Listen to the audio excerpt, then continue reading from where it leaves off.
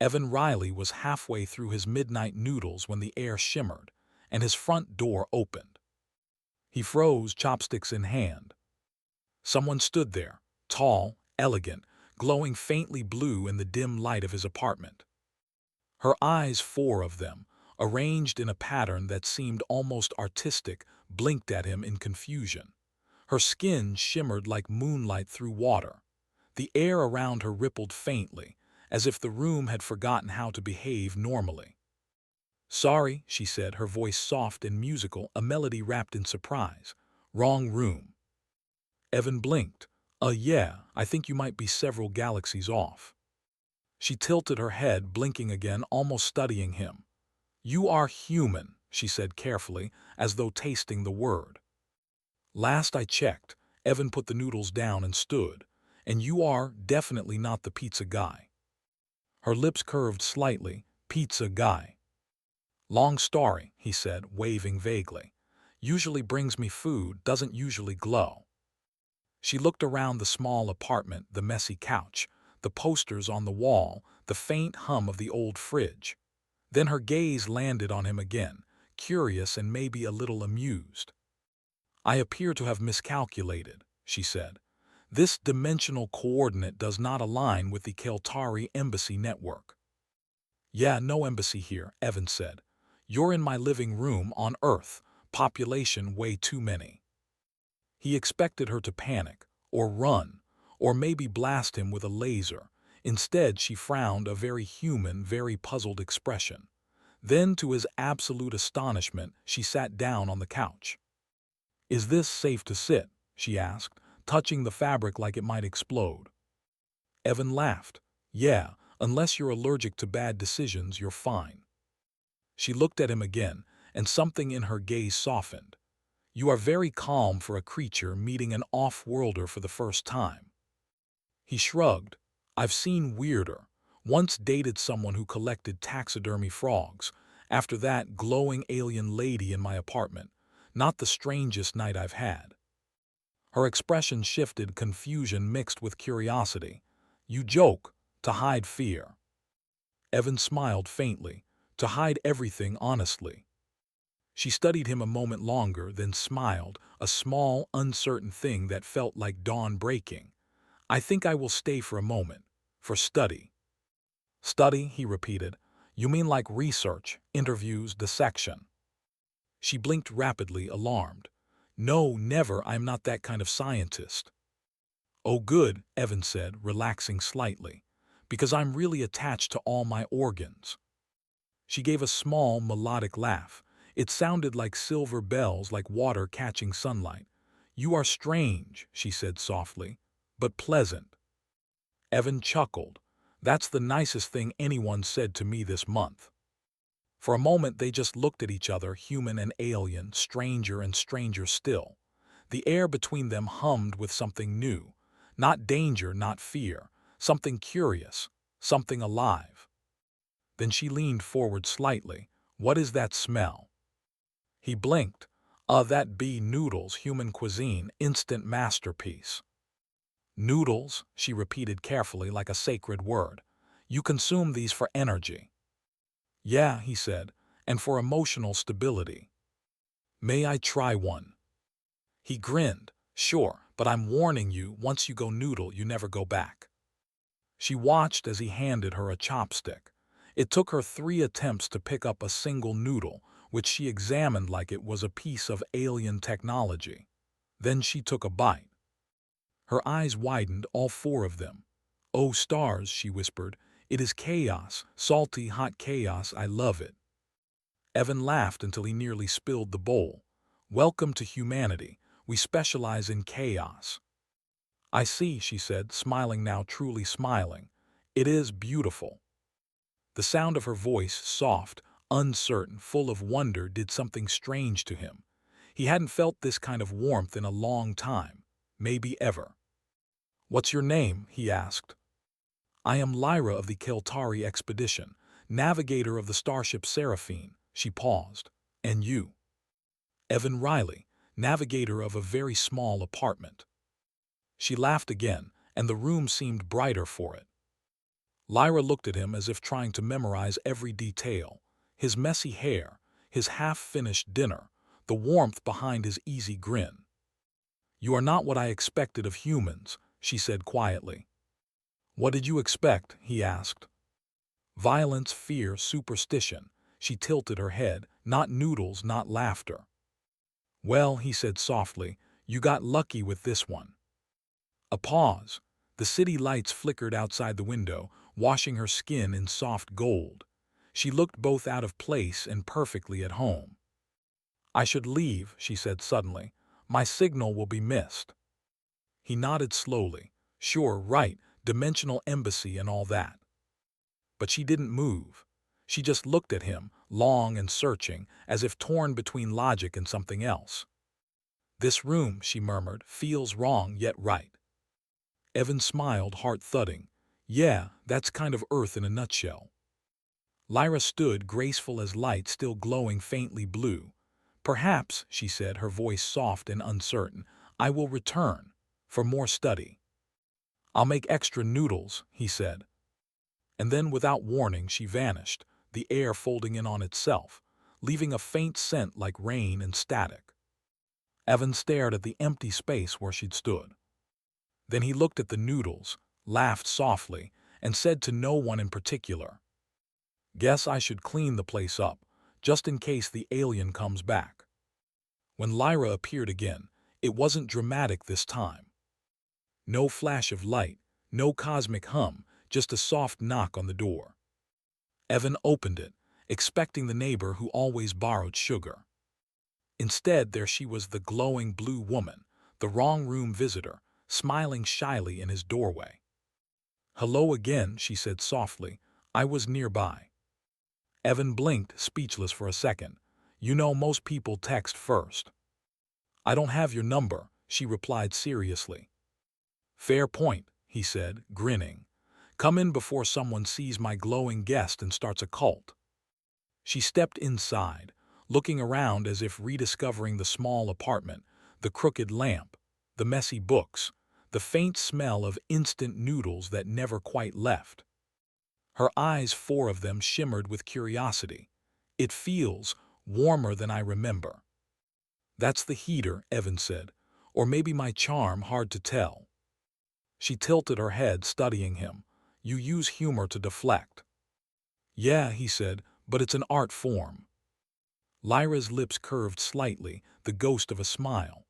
"Then perhaps I should learn this art." He motioned toward the couch. "Lesson 1, always eat while you laugh." He made noodles again, because it was all he had. As he stirred the pot, she watched every move like a student learning ancient magic. "You truly combine all of this into food?" she asked, pointing to the ingredients: water, noodles, a flavor packet that smelled vaguely suspicious. "Food, yes," he said. "Health, maybe not." When he handed her a bowl, she took it with both hands, reverent. Her glow reflected off the rising steam, casting ripples of blue across the walls. She took a careful bite, then her eyes widened again, all four of them sparkling. "It still tastes chaotic, but I like it." Evan smiled. "Told you, humanity runs on chaos and carbs." They ate in companionable silence for a while. The city outside hummed, cars, sirens, life. Inside, it felt like the world had paused to listen. "You travel between stars," he said finally. "You could be anywhere. Why here? Why me?" Lyra hesitated, her voice quiet.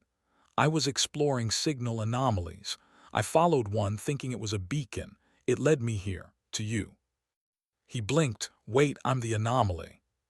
She smiled faintly. "You could say that." "Great," he said. "I'm officially cosmic interference."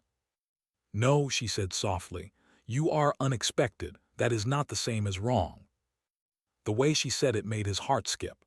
There was something in her tone, gentle, curious, maybe even admiring. "So," he said after a pause, "you're telling me you crossed galaxies to crash my dinner?"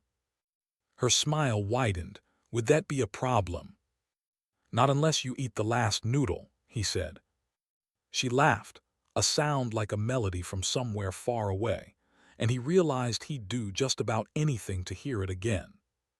After they ate, Lyra explored the room like an archaeologist in a new world. She examined a stack of DVDs, lifting one carefully. "These are stories." "Yeah," Evan said. "Movies. Human way of telling lies we want to be true." She turned the case over. "This one says romantic comedy." Evan chuckled. "That means two people pretend they don't like each other until they do." Her eyes sparkled. "Ah, like us perhaps." He nearly choked. Well, I mean technically." She grinned, enjoying his fluster. "Humor," she said, proud. "Lesson 2 complete." "Yeah," he muttered, trying not to smile too hard. "You're a fast learner." Later they sat by the window, watching the rain streak the glass. Lyra's glow dimmed to a soft halo, gentle enough that it felt almost human. "Your world is loud," she said. "So much motion, so much noise, yet it feels alive." "Yeah," Evan said. "It's messy, it's crowded, and it breaks half the time, but it's home." She nodded slowly. "My world is perfect, balanced, quiet. No one argues, no one feels lost, but sometimes I wonder if we lost something with all that peace." "Like what?" "Wonder," she said simply. "Or maybe heart." Evan glanced at her, then smiled softly. "We've got extra, take some." She looked at him then, really looked, as if she could see more than his face, as if she could see the warmth inside him that even he forgot he had. Her voice lowered. "You make me feel small, not in a bad way, just like the universe is suddenly very big and I don't know where I belong in it." He leaned closer, his voice gentle. "Then stay a while, we'll figure it out together." She didn't answer right away. The rain whispered against the window, and the city lights reflected in her eyes like tiny stars. Finally, she said, "You speak like someone who has been lonely." He smiled sadly. "Maybe, or maybe I just like having company from another galaxy." Her expression softened. "Then I will stay until your noodles run out." He laughed quietly. "Guess I'd better buy more." For the first time, Lyra looked at ease, shoulders relaxed, gaze calm.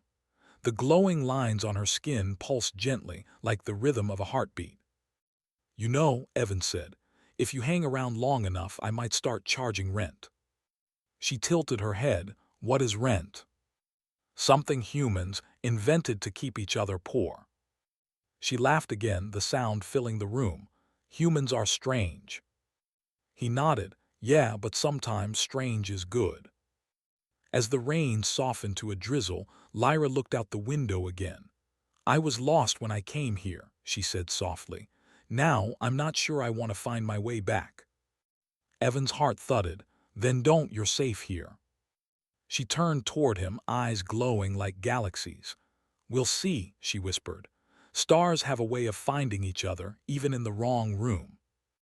Evan woke up to the soft hum of electricity. It wasn't the usual city buzz. This one felt alive, almost breathing.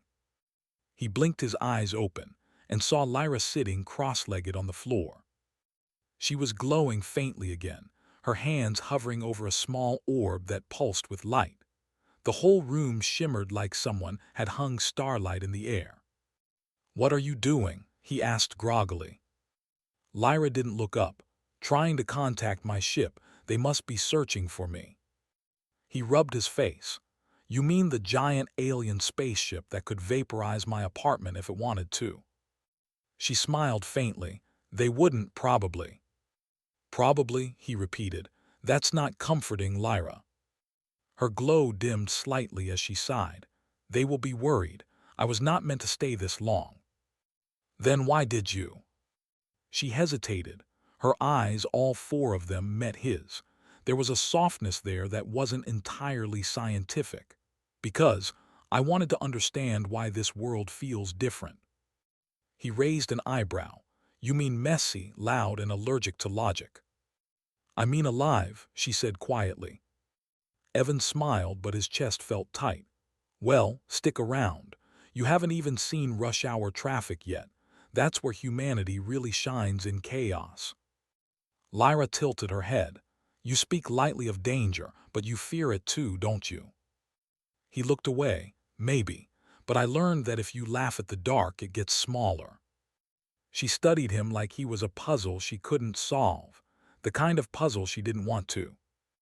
Then without warning, the orb in her hands flashed red.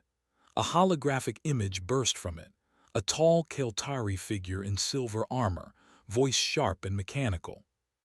Lyra of the Seraphine, you are in violation of contact protocol. Return immediately or face containment. Evan jumped back. Oh, that sounds bad. Lyra swallowed hard. They've found me. The voice continued, cold and commanding. You are in a restricted system. Cease all human interaction. Do not contaminate the subject. Subject, Evan said, pointing to himself. Hey, I'm standing right here. Lyra pressed a hand over the orb and the projection vanished. The light in the room faded. For a moment, there was only silence. They'll come for me, she whispered, and they will not understand this. Evan frowned. Understand what? Her voice was small. That humans are not dangerous, that you are kind, curious, strange but good. He tried to lighten the mood. You forgot charming. She gave a shaky smile. Yes, that too. He knelt beside her. So what happens if they find you here? They'll take me back. They might erase the memory of this place from both of us. His heart dropped. Erase, wait, hold on, you mean I could forget you? She looked away. It would be the logical thing, the safe thing. Safe's overrated, he said softly. I'd rather remember the chaos. For a long moment she said nothing. Then slowly she reached out and touched his hand. Her skin was cool like moonlight, but her touch burned with life. You shouldn't get involved, Evan, she whispered. You'll only get hurt. He smiled faintly. Too late. Her lips parted, maybe to argue, maybe to say something else, but the air crackled again. A low hum filled the apartment. The lights flickered. Evan said, standing up. That's not the microwave, is it? Lyra's eyes widened. They're tracing my signal. We have to leave. Leave as in run. Yes, she said, grabbing his arm, quickly. Evan didn't argue. When a glowing alien woman tells you to run, you don't ask for details. You grab your jacket and hope your rent deposit covers alien damage. They bolted down the stairs, the old building trembling as a beam of blue light cut through the night sky above. The air shimmered with strange energy. Evan glanced up. Tell me that's a weather balloon. Lyra shook her head. That's my retrieval drone. They've come for me. He stopped at the corner, breathing hard. Okay, so what's the plan? You gonna zap it, call it off? She frowned, thinking fast. I can disrupt its sensors if I can find power. Something strong, electricity, radio maybe. He grinned. Oh, I've got just the thing. Before she could ask, he grabbed her hand and pulled her toward the glowing sign of Manny's Diner, still open at 3 a.m. Inside, the old jukebox hummed softly in the corner. Evan ran to it and yanked the plug, sparks flying. Lyra looked confused. How does this help? Trust me, he said. Humans are experts at turning bad ideas into miracles. She knelt beside him, placing her hand on the sparking wire. The light from her skin merged with the energy, forming a wave of blue that rippled through the floor. The drone outside shuddered, lights flickering, then spun wildly before shooting back into the clouds. Lyra exhaled, trembling. It's gone for now. Evan grinned. See, told you chaos works. But she didn't laugh. She looked at him with a mix of fear and wonder. You risked everything to help me. He shrugged. You saved my dinner, seemed fair. Lyra smiled faintly, but her eyes were bright, too bright. You are reckless and impossible, and...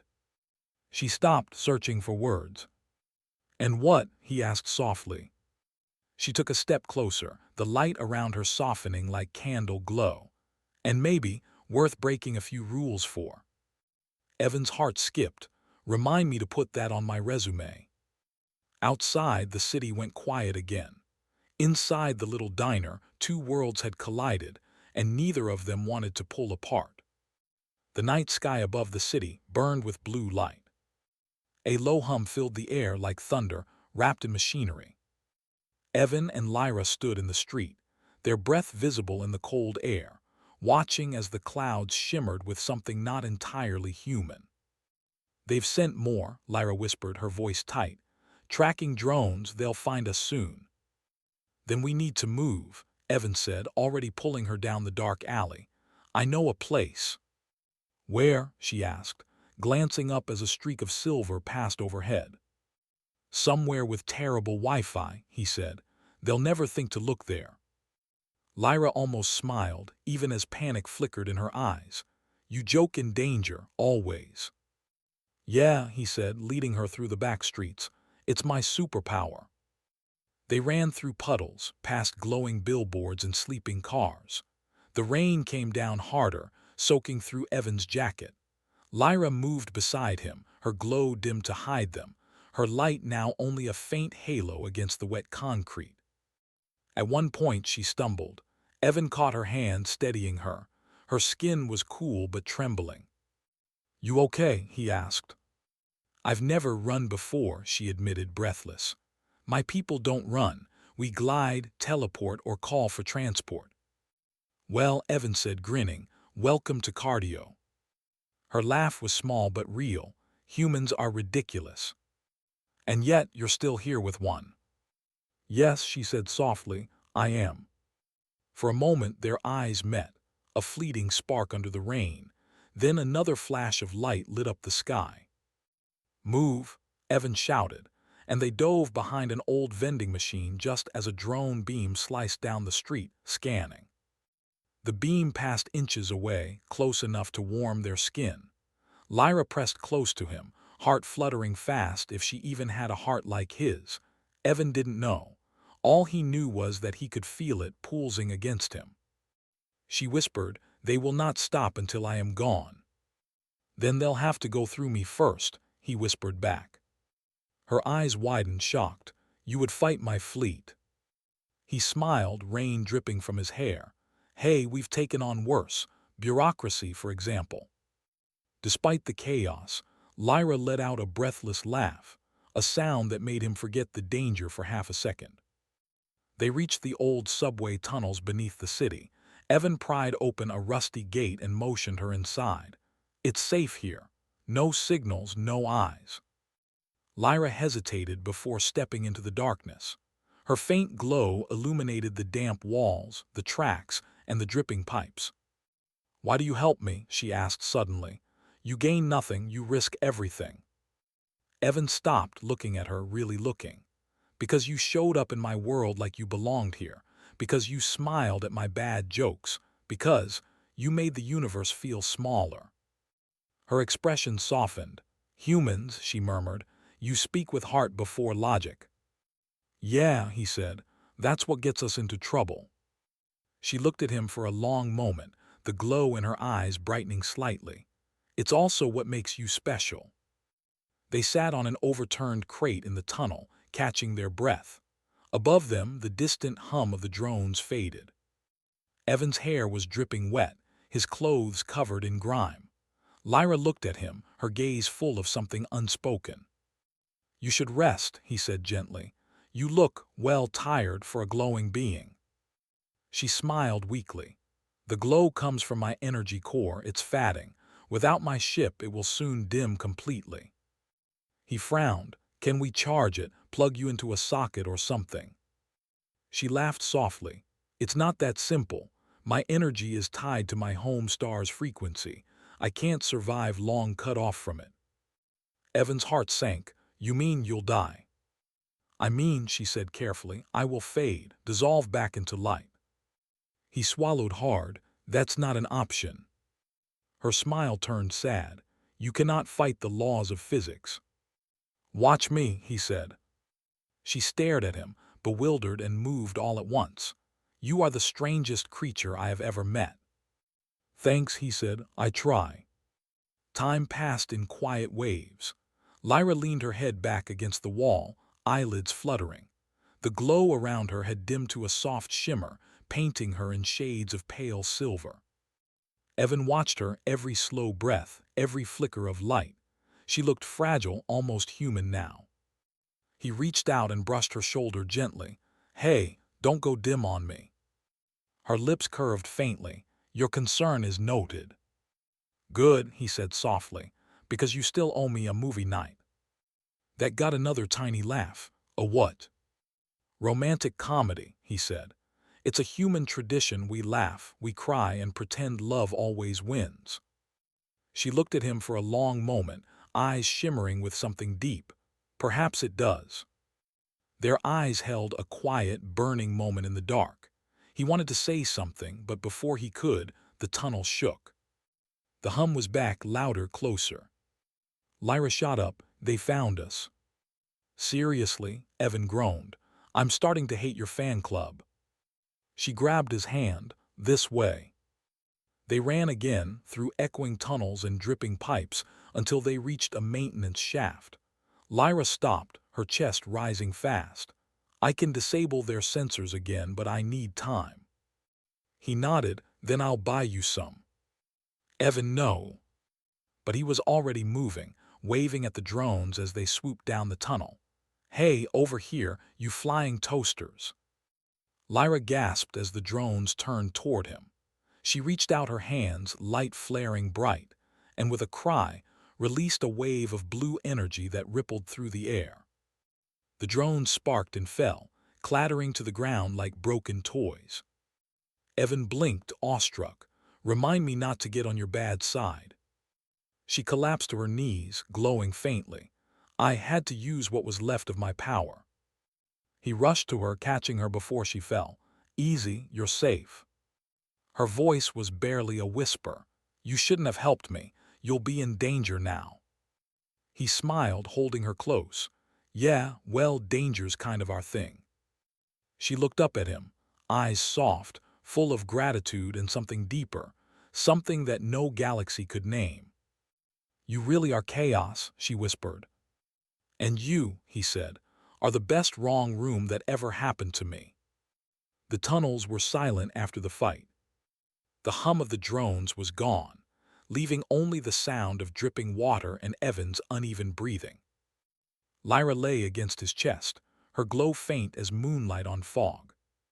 She looked fragile now, the vibrant alien navigator reduced to a flicker of blue light in the dark. "Hey," Evan whispered, brushing her hair back. "You still with me?" Her eyelids fluttered. "Barely. My energy, it's almost gone." "Don't say that," he said. "You'll be fine, we'll fix it." She gave a small smile, soft, tired. "You speak like all humans do. You make hope sound like truth." He grinned weakly. "It's a habit, keeps us alive." Her head rested against his shoulder. "I envy that. We don't have hope where I come from, only logic, order, and silence." "Sounds boring," he said. "It was safe." "Yeah," he said. "Safe and boring usually come in the same package." Her laugh was small but warm. "You risk everything for me. Why?" He looked down at her, heart twisting. "Because you walked into my life like a storm, and I didn't want it to end." She stared at him, her eyes glowing faintly, searching his face like she was trying to memorize it. "Storms destroy." "Yeah," he said softly, "but they also change everything they touch." They found an old service room deeper in the tunnels, small, dusty, and warm enough to rest. Evan laid her down on a blanket he'd found in an emergency kit. Lyra's glow flickered again. "I'm fatting faster now." "Then we'll recharge you," he said stubbornly. "There's got to be something." "Evan," she reached up, touching his cheek gently, "you can't fix everything." He covered her hand with his. "Maybe not, but I can try." She smiled faintly. "You humans always try, even when the stars tell you not to." "That's kind of our thing," he said. "We don't listen to the stars." Her lips curved slightly. "Maybe that's why the universe notices you." Hours passed. Lyra drifted in and out of consciousness. Evan sat beside her, feeding her sips of water, telling her stories just to keep her awake. "Once," he said, I tried to build a telescope when I was 10. I wanted to see other worlds. My dad said I was wasting time. Lyra's voice was faint. Did you finish it? Yeah, it broke after one night. She smiled weakly. But you saw something, didn't you? He nodded. Yeah, a tiny light moving across the sky. I thought it was a shooting star. Her gaze softened. Maybe it was me. He laughed quietly. Guess you're late for our first meeting then. Her eyes fluttered shut, and for a terrifying moment her glow went dark. Lyra, he said sharply, shaking her shoulder. She gasped, eyes opening again, dim but alive. Still here. Evan let out a breath he didn't know he'd been holding. Don't do that again. You're giving me a heart attack. She blinked slowly. Heart attack. Human thing, he said, means I care too much. Her smile was so faint he almost missed it. You're strange. He brushed a strand of glowing hair from her face. You keep saying that like it's an insult. Maybe it's a compliment, she whispered. Outside, thunder rolled across the city, or maybe it wasn't thunder at all. The air trembled again. The Soltari ship was searching. Evan looked up at the ceiling, jaw tight. They're not stopping. They can't, Lyra said softly. I broke their laws by staying. I disobeyed the council. You disobeyed them for me. Her voice wavered. For what I found here, for what I feel when I'm near you. He swallowed hard. Lyra. She looked at him, her eyes like fatting stars. Humans are dangerous, she whispered. Not because of weapons or wars, but because you make others feel things they shouldn't. Like love, he asked quietly. She didn't answer with words. Instead, she reached up and placed her hand over his heart. Her skin glowed faintly where they touched. This, she said softly, this is chaos and it's beautiful. Evan's heart raced. Then stay, we'll figure it out together. She smiled sadly. Even if I wanted to, I can't survive much longer here. He clenched his jaw, fighting the ache in his chest. There's got to be a way. You said your energy connects to your home star, right? She nodded weakly. Then we find a way to mimic it, create the same frequency somehow. Lyra's voice trembled. You don't have that technology. He smiled, not yet. Despite everything, she laughed softly. You're hopeless. Hopeful, he corrected. Her hand slipped from his chest, but she didn't let go completely. Evan, if I fade before you find a way, promise me something. Anything. Remember me. Don't let the stars erase what we had. His throat tightened. You're not fading, Lyra, you hear me. You're not leaving. But her glow dimmed again, barely visible now. He leaned close, voice breaking. Please stay. You came into my life by mistake. You don't get to leave by choice. She smiled faintly, eyes half closed. Sorry, wrong room. Don't, he said softly, voice cracking. Don't say that. Her breathing slowed, her light flickered once, twice, then went still. For a moment the tunnel was dark, completely, heartbreakingly dark. Evan sat there, holding her, refusing to believe what his eyes saw. Then somewhere above, a faint shimmer passed across the ceiling, a streak of light, like a shooting star breaking through the earth itself. And in that silence, Evan whispered, You're not gone, I'll find you, no matter what world you're in. Evan didn't remember how long he sat there holding her, listening to the silence. Lyra's glow was gone, her body light as glass in his arms. The tunnels felt emptier than the sky itself. He whispered her name once softly. Nothing. Then again louder, desperate. Lyra. Still nothing. But the moment he said it the third time, the air trembled. A faint pulse rippled from her chest, a flicker of blue light, tiny but alive. Evan gasped. That's it, come on, Lyra, don't quit on me now. The pulse grew stronger, faint waves glowing under her skin, but with it came another sound, a deep hum from above, shaking the walls. Lyra's eyes fluttered open just as the light washed over them. They're here, she whispered. Evan looked up. Through the cracks in the tunnel ceiling, he could see it, a massive ship hovering above the city, silver and endless. A beam of white light spread out like dawn breaking over metal. "You can't go," he said, voice trembling. She smiled faintly. "If I stay, they'll destroy this place. They'll think humans are a threat. Then tell them we're not. They won't listen." "Then make them," he said fiercely. "Show them who we are. Show them you found something worth saving here." Lyra reached for his face, her fingers brushing his cheek. "You make everything sound so simple." "Because it is," he said softly. "You don't need to fight them, just show them what you saw." Her hand lingered on his skin. "You mean you."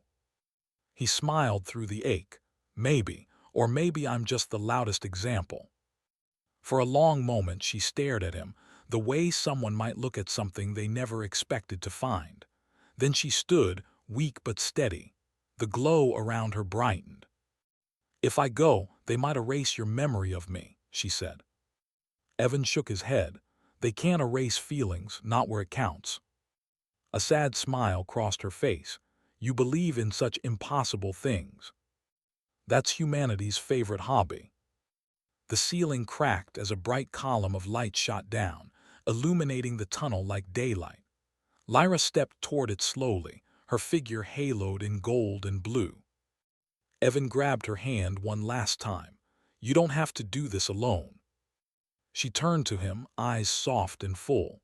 "Yes, I do, but I won't forget you, not even if they make me try." He didn't let go. "Then take me with you."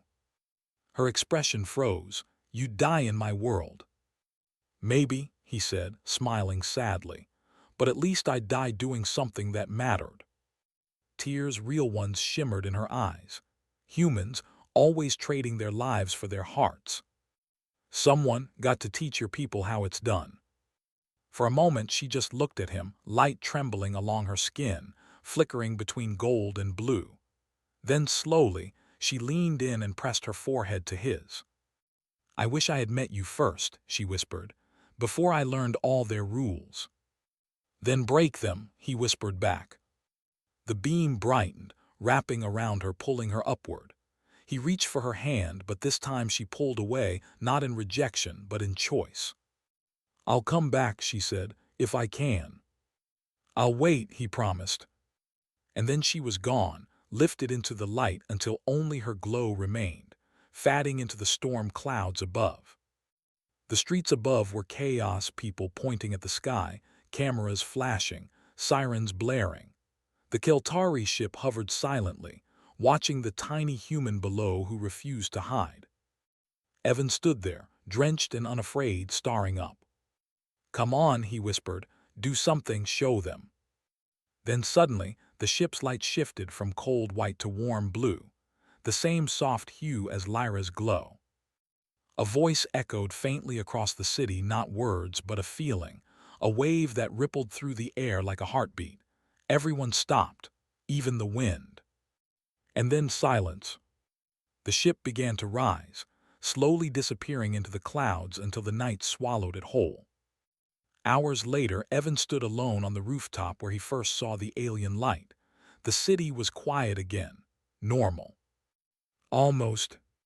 He looked at the sky, half expecting it to shimmer. Nothing did. But then something flickered in the puddle near his feet, faint blue light swirling through the water, forming a shape. A single Soltari symbol glowed there before fading. He didn't know what it meant, but somehow, deep down, he felt it. "A promise." "She made it," he said softly, "and she remembered." The wind brushed against his face, warm, gentle, almost like a whisper. Evan smiled. "Guess you weren't the only one who broke a rule tonight." He looked up one last time at the stars. For the first time, they didn't seem far away. The next morning, the news called it a weather anomaly. But Evan knew better. He'd seen the ship, he'd seen her light. And somewhere out in that endless dark, Lyra was looking back, glowing brighter than ever, carrying a piece of earth in her heart. He poured himself a cup of coffee, glanced at the empty couch and smiled faintly. "You still owe me that movie night," he murmured. Outside, the sunlight hit the window just right, bending through the glass into a brief shimmer of blue. It lasted only a second, but it was enough. 3 weeks passed. The world kept turning, pretending nothing had happened. The sky was quiet again, no strange lights, no shimmering clouds, no whispers from the stars. Evan tried to live normally. He went back to his job at the small repair shop, fixed coffee machines, argued with vending units that refused to work, and smiled when people mentioned the mysterious weather last month. But every night, he found himself staring at the sky. Waiting. Listening. Sometimes he swore he saw a flicker of blue in the clouds, but when he blinked, it was gone. He talked to the empty air anyway. "Hey, Lyra, hope you're still glowing out there. Or you'd hate this soup. No flavor, you spoiled me." He laughed at himself, talking to a ghost. But maybe that was love, the kind that doesn't care if anyone's listening. One night the city lights were unusually dim. A power grid failure, the news said. The sky stretched wider and darker than he'd ever seen. He sat on his balcony with a cup of instant noodles, half smiling. "Romantic dinner for one," he muttered. "Classic." A soft sound broke through the silence. Knock, knock. Evan froze. The sound was gentle, uncertain just like before. His heart stuttered, it couldn't be. He turned slowly toward the door. The light flickered once, then again. Knock. He stood, legs trembling, and crossed the room. His hand hovered over the handle. "Lyra," he whispered. No answer. He opened the door. And there she was. She stood in the doorway, framed by the city's soft light glowing faintly blue, just like he remembered. Her eyes, all four, shimmered with something warm and human. "Sorry," she said, voice trembling but smiling. "Wrong room again." Evan stared, unable to move or breathe. "You," he laughed, the sound breaking with disbelief. "You came back." "I said I would," she whispered. Then she stepped forward, hesitant, as if afraid she might vanish again.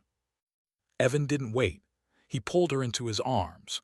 Her body was cool but alive, glowing faintly against him like moonlight against skin. For a long moment, neither spoke. There was only the sound of breathing, the soft hum of life returning. When he finally pulled back, his eyes were wet. "You're real." She smiled. "You make me feel that way." He led her to the couch, the same one where she had once studied noodles like an alien relic. She looked around, smiling softly at the small mess. "You kept everything the same," she said. "I tried to clean," he admitted, "but then I thought if you came back you might not recognize the place." Her laugh was quiet and warm. "It smells like you." "Pretty sure that's the noodles," he said. She tilted her head, smiling. "Maybe both." For a while they just sat together. She told him about her people, how the council had questioned her, demanded to know why she disobeyed orders. "I told them the truth," she said simply, "that humans are not a threat, that they are impossible to forget." "They believed you?" he asked. "Not at first, but I showed them something they didn't expect." "What was that?" Lyra looked at him and reached for his hand. "Your heart, the memory of it. I let them feel what it means to care without reason." Evan's throat tightened. "You showed them love." She nodded. "They had no word for it, they do now." The silence between them was comfortable, heavy with everything unsaid but understood. He smiled softly. "So what happens now, you staying this time?"